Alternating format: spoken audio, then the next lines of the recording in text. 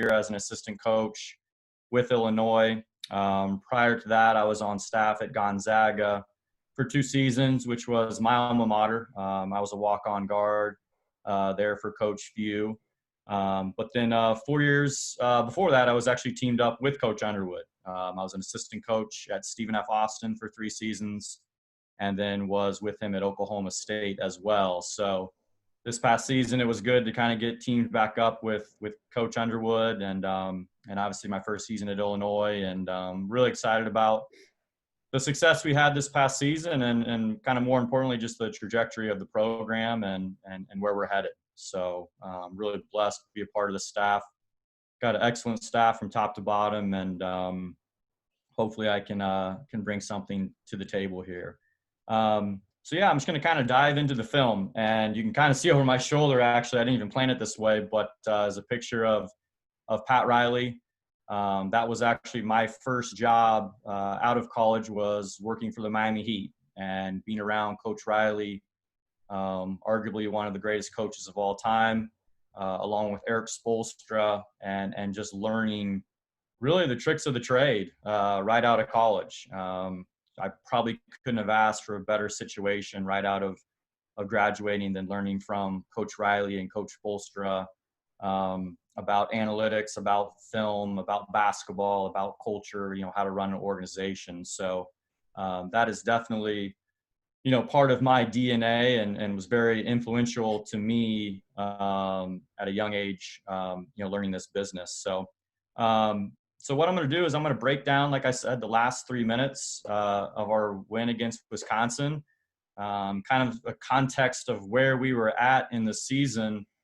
We were just coming off a very, very good win against Purdue at home, where we had actually beaten them by 36 points. So we were playing really, really good basketball at this point. We obviously won this Wisconsin game, and that was the second win of what would become actually a 7-game winning streak, which, was kind of unheard of in the Big Ten. It's such a tough league, especially winning on the road. So for us to rattle off 7 wins in a row was pretty darn impressive.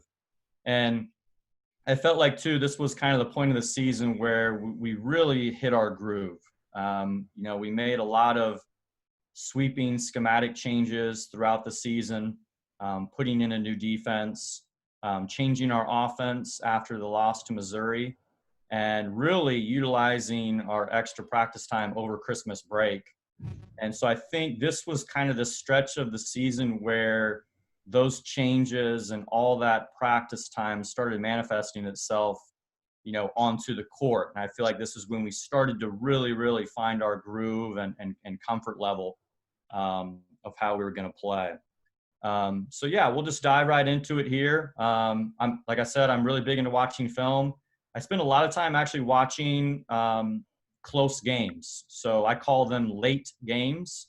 A late game would be any game that is decided by 7 points or less. And actually, when I was with the Miami Heat, we would put together what we called a late game edit. And it would be the last 3 minutes of every game that was 7 points or less. And so watching those on our opponents has proved to be very beneficial. Even, for example, our last game against Iowa, due to the film work, I knew what Iowa was running on that last baseline out of bounds where Kofi blocked Garza. And it's just, again, a lesson I learned from Coach Riley of being prepared, no stone unturned, put in your work, and that'll put you in the best position to be successful. And I actually came across this quote, speaking of close games, the notoriety, the quote is, the notoriety of a coach is directly proportional to his team's execution under pressure. And that was from Hubie Brown, longtime NBA coach and current analyst. So we take a lot of pride as a staff in terms of executing, winning close games. And obviously we had probably one of the best closers in all of college basketball, and Ayo Dosunmu. So a great weapon there to have in our back pocket to help us close those out.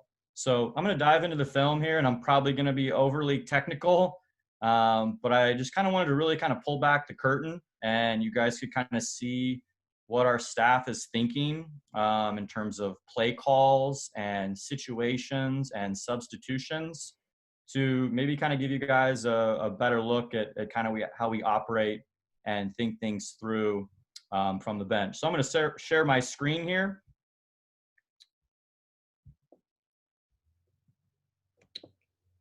Hopefully everyone can see the film here, and probably based on your internet connection, it might be a little bit choppy for some more than others. But so obviously we're here, Wisconsin on the road.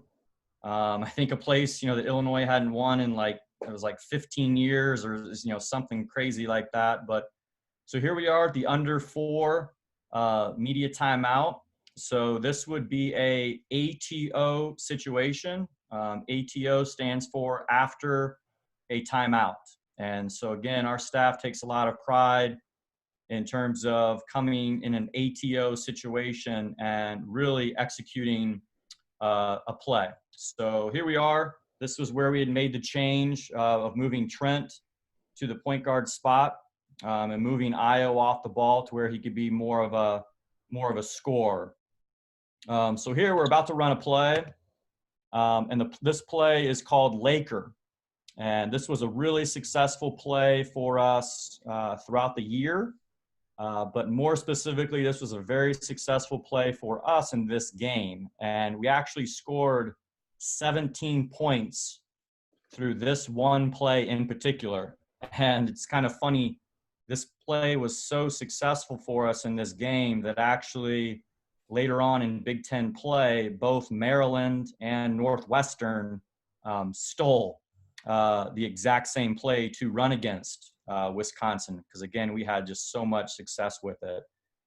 This play, Laker, is also a part of a group of plays called LA and Showtime. So we try to kind of group up our play calls so they kind of sound similar. So Laker, LA, and the Showtime Lakers, just to kind of help our players remember plays and all the counters. So this play involves a dribble handoff from the point guard to our 2 guard. And then this gives an opportunity for Io to come off this ball screen by Kofi. And then also on the backside, we screen in for a shooter. And so this is what we would call a mass movement play. And if I run it back here, you can kind of see that all 5 of the pieces are moving. And this is, so again, what we would call a mass movement play. All the pieces are moving, all the pieces are involved. And then Io doesn't do a very good job here of turning the corner and getting into the paint, but you can see he's really locked into Allen Griffin coming off this screen. And actually a couple possessions before, Allen had turned down a wide open 3 to drive it, but also, still got a wide open layup. So it's a really, really good screen here from Georgie. Screen and Kobe King creates that wide open shot from 3 and ties the game up. And obviously big time response from our bench. And there's nothing that makes a coach more happier than, hey, diagramming a play and executing it after a timeout. So now we're tied up. 3 minutes left to go. Wisconsin isn't necessarily a big set play team. They kind of more just running their continuity that they call swing. So really good job here by Kofi of having high hands and pressuring the ball. Really good job there by Io of getting through the screen. And in this game, Wisconsin actually really, really hurt us in the post. But we decided as a staff, we were going to be okay with them scoring against us one-on-one in the post. But what we didn't want to do was to overhelp, whether that be off of dribble penetration or in the post, and give up threes. And this was a team that was really, really deadly from 3 during the season. And we held them, I believe, to one of their lowest three-point attempts, three-point makes, of the year. They made just 4. So this was kind of our plan of attack, just kind of playing one-on-one in the post, don't double, don't rotate down and help, and be comfortable with tough shots, just like this. Now, he ends up making this shot, but that is a tough shot. over a contested hand. Hey, so we'll live with that. So now we're back down here on offense. Obviously, get the play call. Kind of had to help coach here from the bench with the play call. Kind of one of my responsibilities when it is not my scout, just to kind of help with the offensive play calling and making sure we're in the right positions and making the right calls. So we're going to come back to another mass movement play. This play is going to involve a dribble handoff from Trent to Georgie. Io's going to work off this screen from Allen. Wisconsin is not a big switching team. We kind of knew that going in. So this play allows for Io to come off a handoff from Georgie and then also come off a ball screen from Kofi. And if you kind of see, probably 99% of our plays for Io are strategically designed for him to start on the left side of the court. So when he does come off a ball screen or a handoff, that he's getting to his right hand. He's a very, very dominant right-hand player and is at his best getting to his right hand. So we wanted to design our plays as best as possible to get him to that right hand. This play call is called Pacer. So here comes Io. Good job by Io getting separation from Davison. Again, Wisconsin's not going to switch. And we get a great look. Io is one of the best mid-range players in all of college basketball, has a great, great pull-up. So this is the shot that we would live with. This is great screening, great spacing, good execution, great shot. Io just happens to miss it. And you can actually look at Coach Underwood on the bench. He's clapping. Hey, we'll take that execution. We got our best player, put him in a position to be successful. He just happened to miss it this one time. So, hey, still a lot of time left here. Down 2. The thing with Wisconsin that you got to kind of know going into the game is they're really methodical on the offensive end and play really, really slow. So even though there's 2.5 minutes left in the game, you got to be really cognizant of executing on both ends because it's going to be a lower possession game, naturally. So you've got to make the most of your possessions, especially on the offensive end. So Wisconsin runs their swing offense here again. Good job by Trent getting through the screen.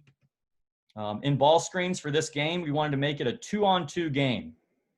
So we didn't want to have these other 3 players on the weak side really over helping and over rotating to, again, really try to take away those opportunities from 3. This is a team that really tries to spread you out and move you side to side for spot up open threes.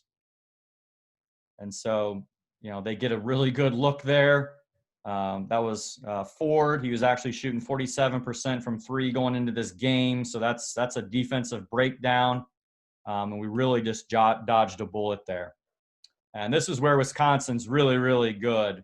This past season, our team, we ranked in the top 5 percentile in all of college basketball in transition offense. And we actually scored, it's a pretty amazing number. We scored 657 points in transition last season alone.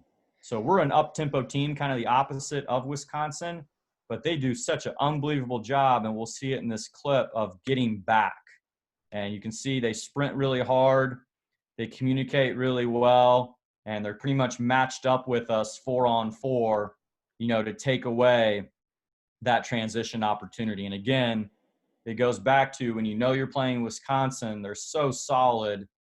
They're very rarely going to give you just an easy opportunity to score. So again, you've got to be willing to execute and be tough on that end. So we're kind of flowing here into offense, and this is just kind of the instincts of being a coach. We don't really have the pieces set. We don't really like the flow of what we got going on. Again, we know we're probably not going to get that many more possessions, so this is a really good timeout here from Coach Underwood. Calling the timeout. we know this is a big possession. We know we've got to get a bucket right here. So here we are in our second ATO situation. Again, after a timeout, you can see us huddling up here. These huddles aren't very long. You've got to get your guys in there. We liked the offensive lineup that we had at the point, so we knew we weren't going to sub. We kind of had a rhythm there with them. I'm here personally trying to help coach with just play calling, giving him a look of what I think we should run. And I remember we came back and ran our slide play. We've still got 14 seconds left on the clock, so we've got plenty of time. But now, instead of going to our mass movement plays, we're probably just going to go ahead and put the ball right in Io's hands. So that's what we're talking in this situation. We've got our play call. We've gone ahead and put the ball right in Io's hands. And this is our slide play. And this was a play that I actually put in when we were at Stephen F. Austin with Coach Underwood. A play we put in for Thomas Walkup, who was an All-American for us at Stephen F. Austin. So this play involves a guard, in this case, Alan Griffin, sprinting up and faking like he is setting a ball screen. And what we're trying to hope for is that this fake ball screen causes some sort of confusion, whether the teams are worried about switching or not switching. And we ultimately, again, want to get Io going to his right hand with this gap down this right lane line. And then we've also got a really good shooter spotting up in the strong side. So here we come, running slide. Allen slips out of it, causes some confusion by Wisconsin. They end up switching it, which a lot of teams will do once it gets around to 10 seconds or less in a shot clock. But again, Io does a good job of reading the help side. This player, Trice, is just sucked in a little bit too much. That's a great driving kick. Really good look from three. So just another really, really good job of executing as a team in an ATO situation.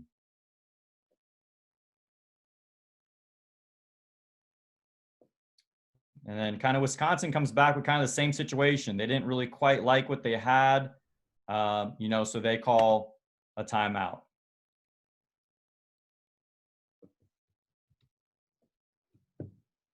Replay of that last play. So again, here we're talking matchups, we're talking situations. I don't believe at this point we sub. Again, we kind of like the rhythm of our team on both ends. So we're just sticking with the same lineup.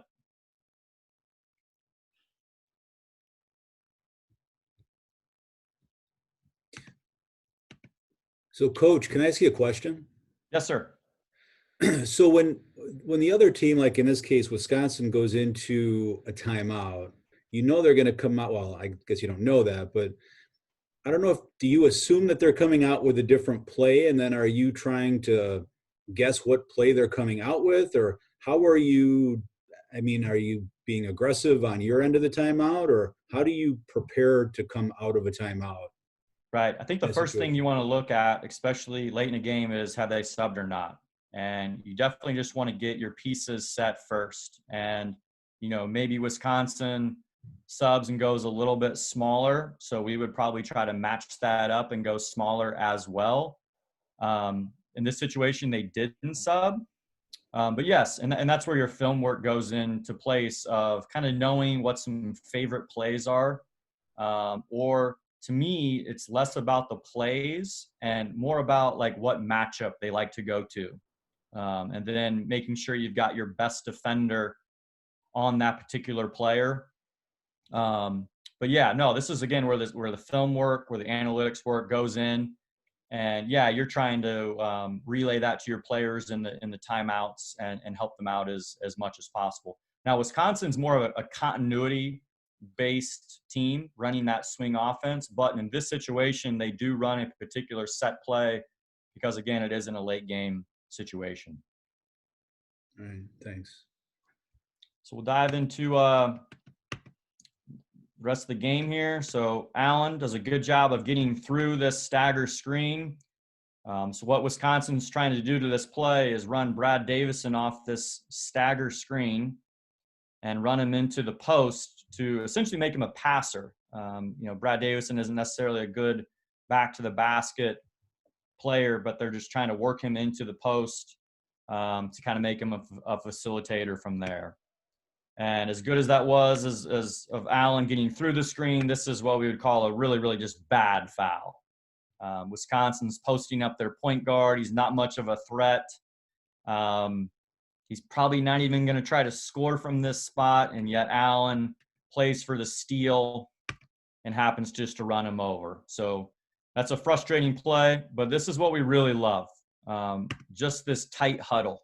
And we talk about these things all the time of having road toughness, not showing weakness as a team. It would have been very easy for Allen after making that bad play of hanging his head and for Io to scream at him and for everyone to showcase poor body language. But this is the body language that sends a message to their bench, to their fans that no, we're a tough team.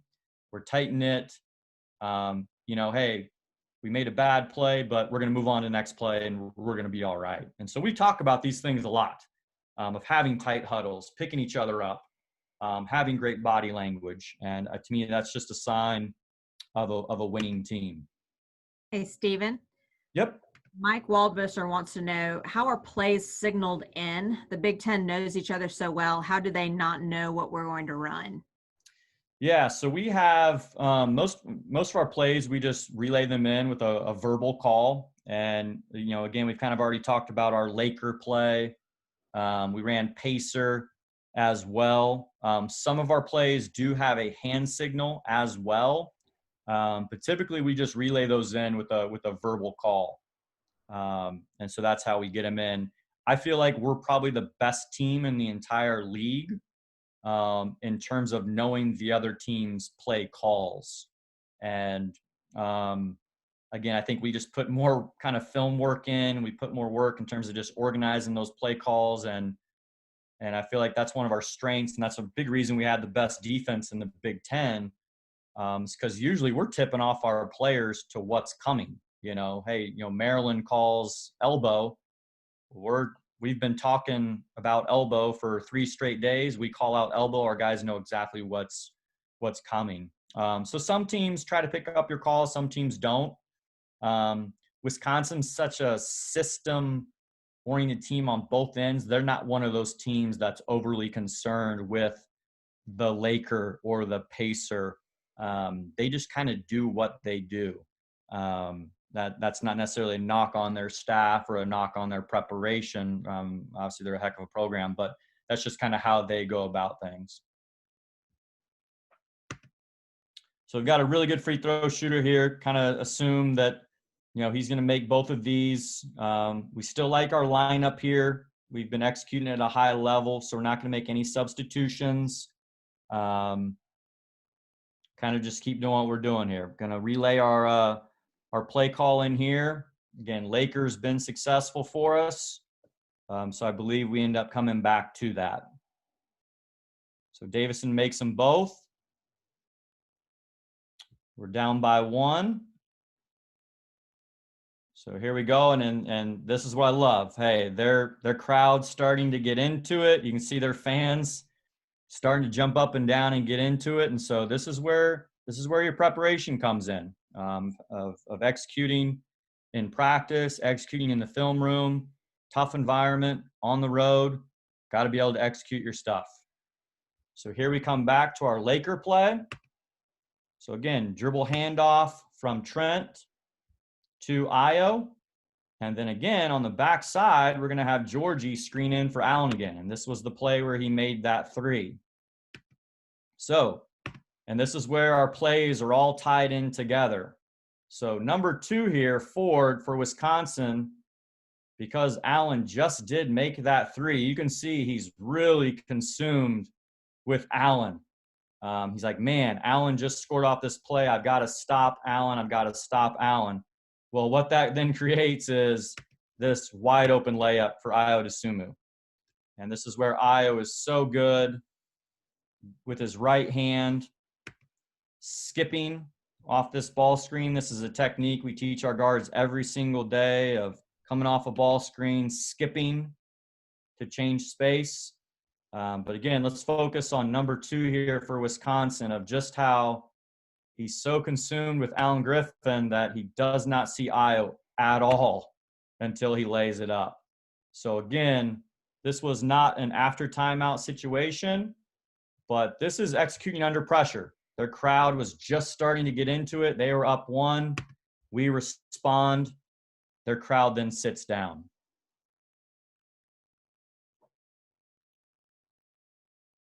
So back up by 1, minute and a half to go. This is where we're talking, hey, we need 1 stop, solid defense, finish it off with the rebound.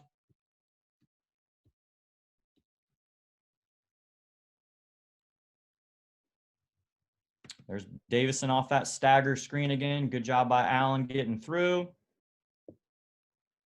And this is kind of an interesting matchup we had. So we had actually what we called cross match, where we put our 4-man Georgie on their 5, and we've got our 5 Kofi on their 4-man Ford. And their 5-man had really been hurting us in the post. We felt like Georgie was a better matchup on him in the post. So we were in a cross match right here. And this is where kind of Kofi, just by his nature of having just not a lot of time guarding the 4-man, is really over helping here. And so this is poor execution on the defensive end. And again, our theme was to take away those spot up threes. And he's not really even helping on anything right here. He's just kind of sitting in the paint. Georgia has already taken away their 5-man rolling. So this is a breakdown from Kofi, and that is way too good of a look from 3. So we dodge a bullet there. But then a good job here by Ayo of getting in there. A thing you probably hear a lot if you came to our practices was, long shots equals long rebounds, short shots equals short rebounds. So this was a short shot that equals a short rebound. Really good job there by Ayo of digging out the rebound.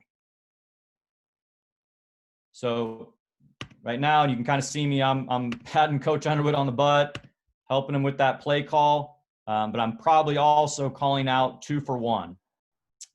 What a 2 for 1 is this is kind of the perfect time in a game to get a 2 for 1. There's 56 seconds left in the game. A 2 for 1 means that we get 2 more offensive possessions and they only get 1. And so this is all math.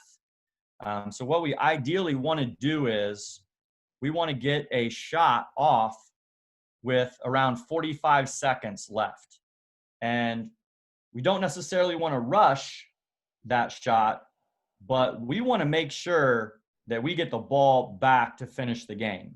So under a worst case scenario, if we were to not score here and Wisconsin comes back on offense, we want to make sure we get another opportunity to try to score. And so we call this a 2 for 1. This is a situation that you will see from a lot of NBA teams.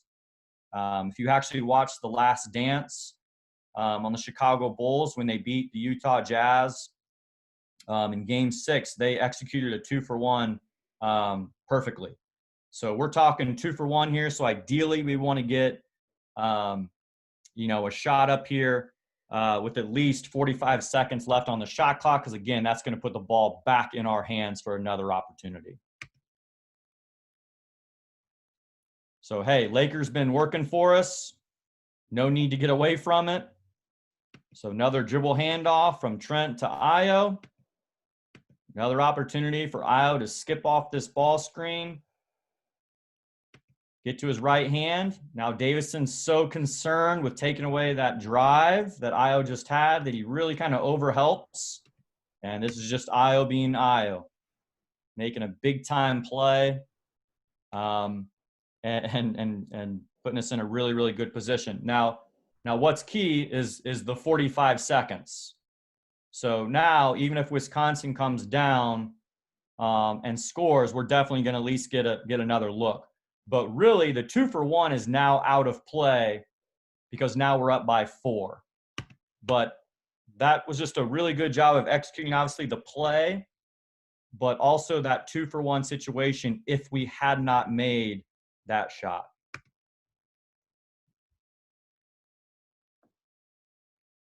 And so right now we're up 4, and your biggest opponent in these situations is this right here, the clock. So Wisconsin decides to call a timeout. They actually go small. And so we made the change here to actually go small as well. So we take out, I believe, Georgie, and we put in Dre, just to kind of match up with their smallness. Obviously, they're probably either going to try to drive the ball for a quick 2 or take a 3. But again, our biggest opponent right now is that clock. And in this situation, we do not want quick fouls to where that clock stops and they can score, and we don't want quick baskets. We want a long possession here. So let's see how we do it.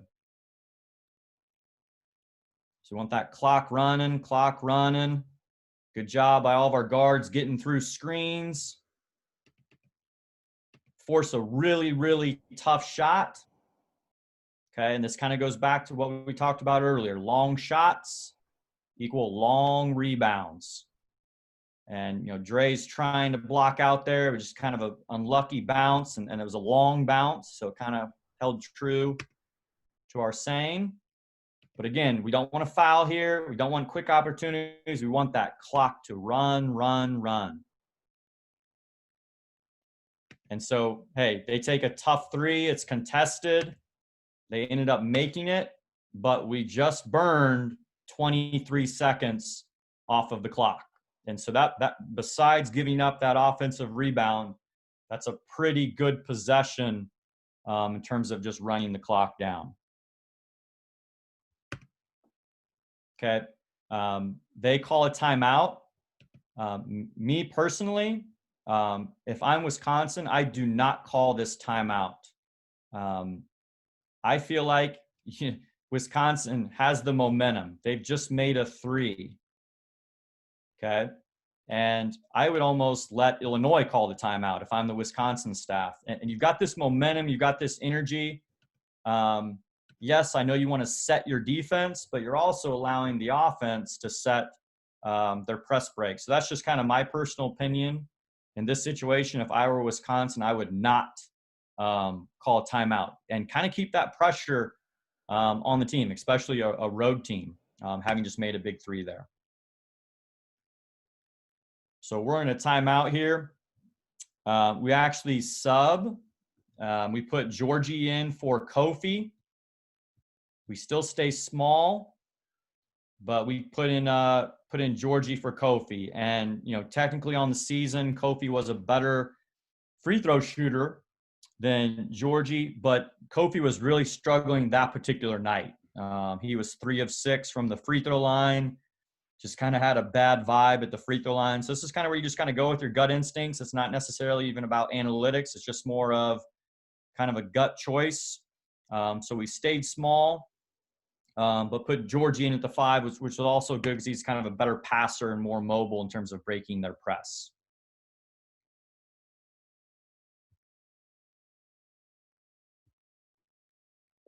So Wisconsin's going to be in their diamond press break. And kind of ironic, we're also going to be in our diamond, or they're going to be in their diamond, press. We're going to be in our diamond press break. So here, situations, it's a made basket. So Io, taking the ball out of bounds, can run the baseline. And that sounds really simple, but there's so many teams, as I watch college basketball games, across the country, is so many inbounders do not utilize running the baseline after a made basket. And this is probably the most important position against the press, is the player taking it out of bounds. And that's why in a lot of situations, we like to put Io there. The other thing to keep in mind is this little arrow right over here. of knowing who has the possession arrow. So in this case, Wisconsin has the possession arrow. So we do not want to get into a tie-up. A lot of teams that are well drilled, especially with this much time left on the clock, will just go for the ball and pretty much almost foul you, but go for a tie-up and go for a jump ball. And then all of a sudden they've got the ball back. So as an offensive team, you have to know that you don't have the arrow. So you absolutely do not want to get into a tie-up situation. Steven? Yes. If Wisconsin had not called a timeout, would we have called a timeout in that situation? We would have kind of let it play out. Our guys are drilled well enough to kind of know what press offense to be in. But if it gets to 2, 3, 4 on the inbounds, then yes, we would burn our last timeout. So here we go. Doing our diamond press break. Great job by Io of running the baseline. Now, our two guards here, our two speedy guards, are going to X off of Georgie. They have the choice to either come off of him or just to break to get open. Trent feels like he has an angle, so he breaks to get open. And again, this is why it's really important for Io to run that baseline to improve his angle of passing it into Trent. So good job there of getting the ball in. Now, just being honest, really, really bad job here by Georgie and Dre. As soon as this ball is entered to Trent, both Georgie and Dre should get down the court. What we want to do against teams that are pressing is stretch them out and get down the court to where they have to cover long, long spaces. Well, both Dre and Georgie just kind of stand, and now that allows for these Wisconsin guys to really clog it up. So this is kind of a poor job of executing. Even here, these guys need to get down the court and really stretch them out. Obviously, we've got 10 seconds to get the ball across half court, and we also have a timeout in our back pocket. So as a staff, we're kind of counting this down in our head. And if we feel like we're back on our heels, then we would burn a timeout, and then your 10-second count actually resets. So we end up getting the ball to Georgie. Now, Georgie should probably, knowing that he's a 61% free throw shooter, should turn and face and throw it to Dre for two reasons. Dre's a better free throw shooter, and then, hey, that might, burn off 2 or 3 more seconds of the clock. So, hey, not a great job. Georgie, in this situation, is probably the last player on the court we wanted to get the ball to. But, hey, we didn't turn the ball over, and we're still in a good position here to win the game.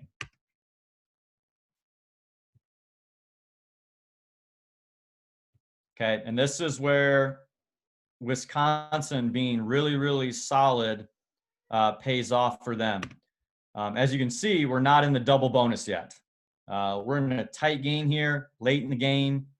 Against most teams, this would be a double bonus, and Georgie would obviously then get 2 free throws. But because Wisconsin is so solid, they're one of the best teams in the country at not fouling.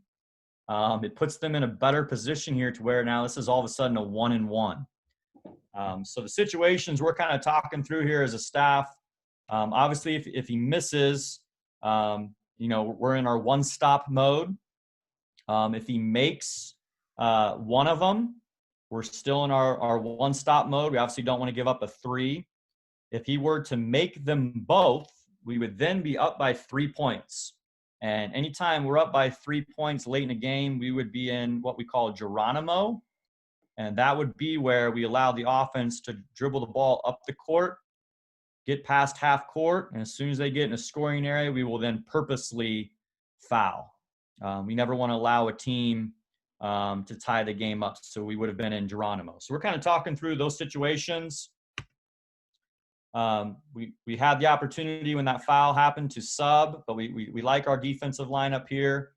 Probably later in the year, we probably would have subbed in DeMonte, but again, we kind of just like the energy and what we got going here with our current guys.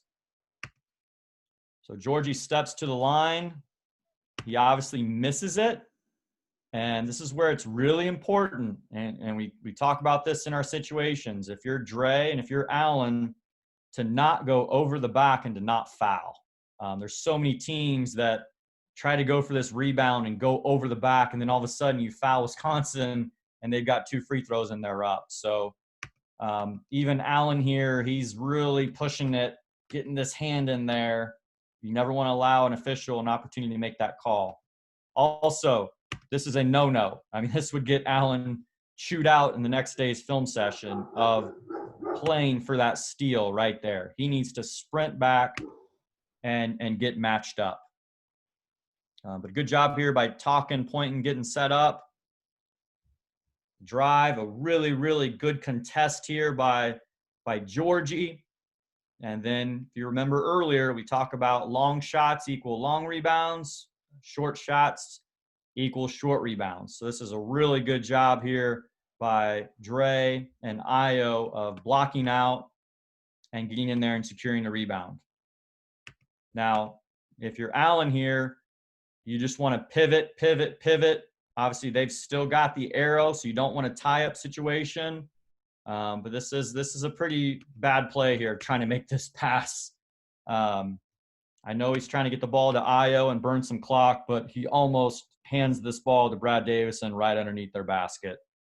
And so in this situation, if you're Allen, you want to just pivot, pivot, pivot, and be strong with the ball, or just speed dribble all the way up the court. But this is a high risk play. Obviously, they end up going to the video review. The game was over. If it had have been their ball, there probably would have been like 0.2 or maybe even 0.1 left on the clock. And so that means they have to tip the ball in. If it's 0.3 or less, they cannot catch and shoot the ball. They have to tip it in. So if we would have been in this defensive situation, we would have put Georgie on the inbounder on the ball, and then we would have formed a box essentially around the basket to protect against any lob or tip-in opportunities. So they end up reviewing it. The ball had been out of bounds.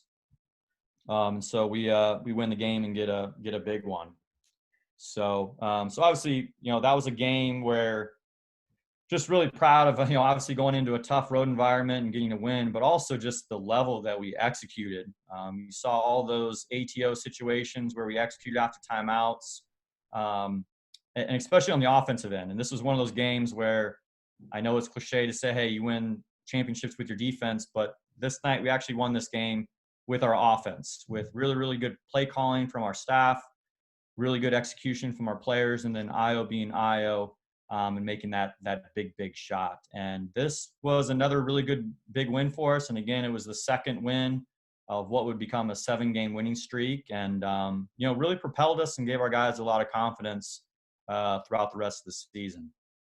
I went way longer than I thought I would have. Okay, sorry, I start watching film and I just no, it was awesome. I just kind of get going, but certainly, yeah, willing to open it up to questions about that game or our team. And Coach, I got a question for you. As you're preparing for a game like this, how far back do you go? Like when you're looking at previous games of Wisconsin, do you go back years? Do you go back a couple games? How do you choose the film you break down? Personally myself, I'll watch the last 8 games on a team. As well as all of their late games. All of the games that were 7 points or less, I'll watch the last 3 minutes. If there's a particular team that they played earlier in the year that maybe plays the exact same style of us or has maybe similar personnel, I'll definitely go back to that just to see, hey, gosh, they played Seton Hall and they have a big man that's really similar to Kofi. How did they guard him? Or, hey, Florida State has a similar player to Io, how they guard him. So I'll go back and watch those specific situations, but it's really locking into those last 8 games kind of leading up just to kind of get the latest trends and see what they're doing as of late. The only thing I'll probably go back past years is, our games, past matchups against Illinois. Kurt would like to know, can you talk a bit about the development and expectations for Hutcherson and Grandison? Yeah, and that was kind of, one of my responsibilities working with those red shirts this past season. We actually had every game day, we had morning workouts to where they'd be on the court with myself and then in the weight room with Fletch. And I thought those guys both had a very good redshirt year, made progress. We had a very specific plan for them in terms of getting better in those individual workouts.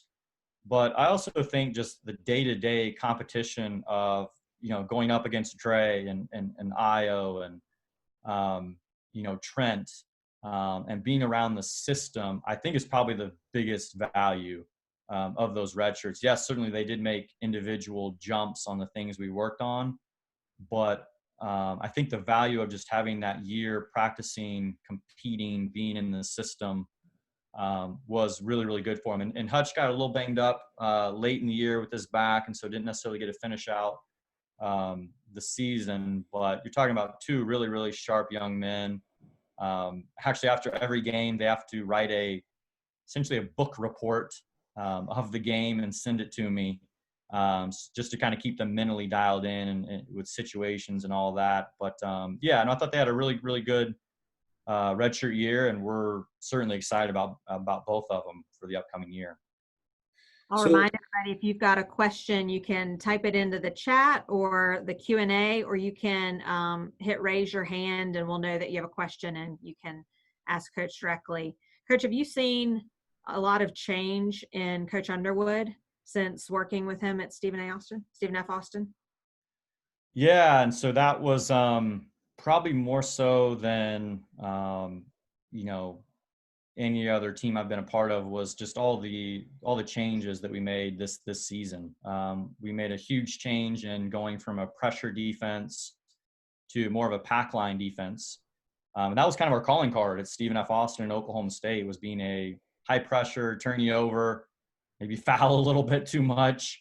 So that was a huge change that we made in September when I got here. And then, yeah, we also made a big change to our half-court offense. We got away from our spread offense, which is very similar to the triangle offense that the Bulls and Phil Jackson were known for, and got to more of a kind of a ball screen-oriented offense. And also some other just minor changes of, moving Io from the point guard to off the ball, and making a change of starting the year playing big and then going small, and a credit to our players in terms of being adaptable and accepting those changes and making it work. So to me, I think stylistically, he's made a lot of changes, and we made those this past year, but he's the same down to earth, humble, hardworking guy. And I think the genius of Brad is his ability just to get the most out of the players. And I think he's always had that knack for being able to push the right buttons.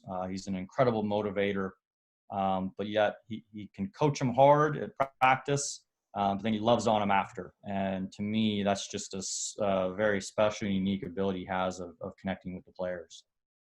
Tom, you want to ask your question? Yeah, my question was about that change in defense this year. I really think that was one of the biggest reasons for the team's success, and it was one of my biggest concerns after Coach Underwood's first two seasons, that really aggressive denying defense wasn't going to work consistently in the Big Ten. But yeah, coming from the Bob Huggins coaching tree, that must have been an amazing decision on his part to do that. So how did that come about? Yeah, no, I think it's both Huggs and Frank Martin are two of his biggest mentors, and so I think, the guys I've worked with, like we talked about with Pat Riley, you steal something from all your mentors, and certainly that's always a part of you. I'm more of an analytical person, and I looked at the numbers, and it was just, we were giving up way too many easy opportunities. The first 2 years they gave up pretty much historically bad effective field goal percentage. They were very, very foul prone, which put your best players on the bench. And I actually did an interview about this early in the offseason. There are a ton of numbers out there. You could find a number for anything. but the most important stat is winning. And I think there was a large enough sample size to see in his first 2 years at Illinois. And hey, there were some roster limitations that first year for sure. But I think you could see with that sample size that style of play was not equating to winning. And I think a lot of people forget too, when we were at Oklahoma State together, we started out Big 12 play being a pressure-oriented team. And we started out 0-6. We were literally the best offense in the entire country. But our pressure defense just wasn't good enough. So we made a change even then, to go to more of a pack line. And it saved our year. We made the NCAA tournament and lost in a really, really close game to Michigan. So I think it was his willingness to see that this is not equating to winning. And again, a credit to Brad of accepting that and being willing to get uncomfortable and make that change. James asks, what are your thoughts about Io changing his Twitter background back to unfinished business? I didn't even know. I'm not a huge social media guy. I was actually texting with Io earlier about how his interviews were going and stuff like that. But in terms of his social media trends, your guess is as good as mine. So Kurt would like to know what will likely surprise us next year. Sorry, you kind of broke up. Mind repeating that? What will likely surprise us next year? Oh, I don't know. That's a tough question because I don't know what would surprise. But I think that we'll play a little bit more up tempo. We were really, really good in transition, but I think with Andre Curbelo and Adam Miller, I think you'll see us play a little bit faster. I don't know if that's surprising, or not. Hopefully we shoot it better. Hopefully that comes as a surprise. I think with the guys we've got coming in, I was surprised at how poorly we shot the ball from three as a team. So yeah, hopefully those will be some surprises the upcoming year. Can you talk a little bit about the development of Benjamin Bosmans-Verdonk? Yeah, and his development's been a little stalled on the court just due to injuries. Had a couple stress fractures. So our time on the court has really been limited with him, and especially so with the pandemic. We were really hoping that this would be a big spring for him to really, really make a jump. And obviously we haven't had that opportunity directly to work with him. So his development more this past season, once he was banged up and decided to redshirt, was more with Fletch, in the weight room. And he's obviously got a great upper body, but I think developing more of strength and mobility and flexibility in his lower body, to put him in a better position. But he's one we're certainly looking forward to getting him back this summer and get our hands on him and, really see what he can do. I mean, he's just been so banged up. It's just kind of been a tough hop for him to get any sort of consistency to get better. Victor asked a question about a commitment. Unfortunately, Coach can't talk about commitments yet. I know he would probably love to, but until they sign that name on the dotted line, we have to be a little bit quiet about specific names in general. We probably have time for one more question. Mike, if you want to take it. Yeah. I mean, as opposed to that last question, Coach, I was going to ask you about like your role in recruiting and also how analytics plays a role in recruiting someone. It's like, how do you use recruiting, or I'm sorry, how do you use analytics in recruiting? Yeah. So, to your first question, kind of my role in recruiting is, first of all, I work with probably two of the best assistants that are, that's their strength. Orlando knows everyone, has so many different relationships, really across the world. I mean, there's never a time where, you make a call into a player and they know who he is or don't have some sort of connection. So that's obviously a huge strength and a huge asset, to our program, as does Chin, especially in the state of Illinois and in Chicago. So I think to me, I mean, it's more of me locking into fewer recruits and getting one or two. I don't feel like I'll ever be like a mass recruiter where I can go out and recruit 25 to 30 kids. To me, it's more of finding the right fit, recruiting 4 or 5 kids really hard, and hopefully getting one. And we obviously did this past spring. I can't talk about the details of that, but so yeah, I just try to kind of help out wherever I can. I'm really big on the transfer portal, studying that every single day, finding the right fit, analyzing those players. And that's probably where analytics comes in the most, is studying those transfers and seeing if they're a fit or not, and whether or not we want to pull the trigger. Fortunately, we're going to be really, really deliberate and selective on the transfers we want to bring in. So we've been really patient with that process. In terms of analytics and the recruiting process, I mean, this is probably a really bad spiel, but probably one of the first things I tell a mom or dad or uncle is like, listen, I'm not a recruiter. I'm a coach, and I don't want to recruit your son. I want to coach your son. And so I'm not going to be a used car salesman here and try to, sell you a Kia, like I want to coach your kid. And so I feel like a lot of times I will use analytics to show, how I can improve their game or how they fit into our program. And I think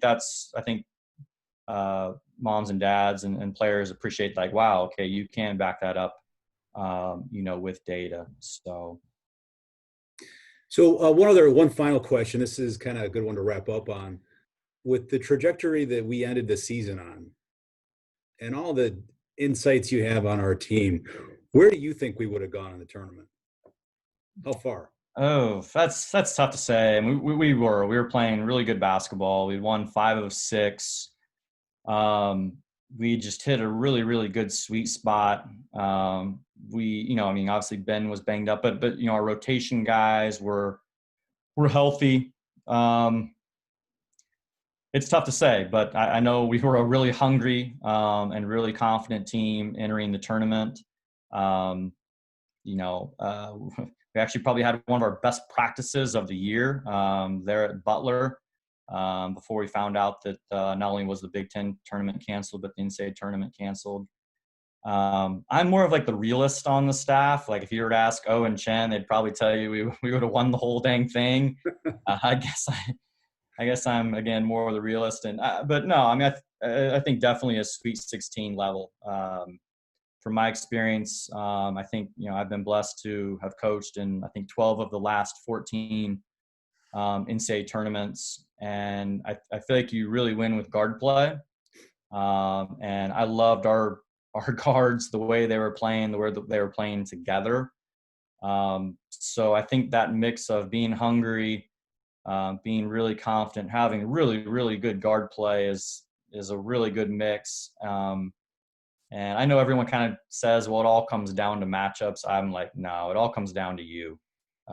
You make the most of whatever matchup. And so it didn't matter who we were going to draw as a matchup. I felt really confident about us. But I think we'll just have to carry over that hunger and confidence and, come back for more this upcoming season.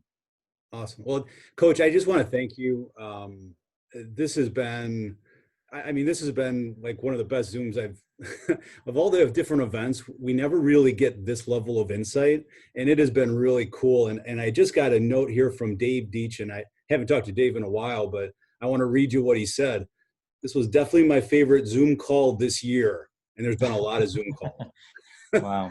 So yeah, sorry I went a little long there on the film work, but hopefully that just kind of gave you a taste of everything that's going through our minds. And we always don't make the right decisions, but I feel like we're always certainly prepared and put our players in the best position to be successful. So awesome. Well, Coach, listen, thank you again. And for those of you that are still with us, I just wanted to announce a couple more Zoom calls we're going to be having coming up. The next one is going to be on June the 11th, same time, 6:00. And this one is titled, Are We Alone? And it's the professor and chair of the astronomy department that's going to be doing it, Leslie Looney. So that's going to be a really, really cool presentation. And then on July the 8th, we have an Illini Spotlight with Pat Basu. He's the president and CEO of the Cancer Treatment Centers of America. He's going to be talking about running a cancer treatment center in the midst of a pandemic, COVID-19. So some other really cool topics. I don't know if they'll be as cool as this, but again, Coach, thanks a lot for being with us tonight. Yeah, thanks for having me on, and look forward to hopefully meeting you guys all in person down the road. We'll hold you to it. Thanks. Thanks.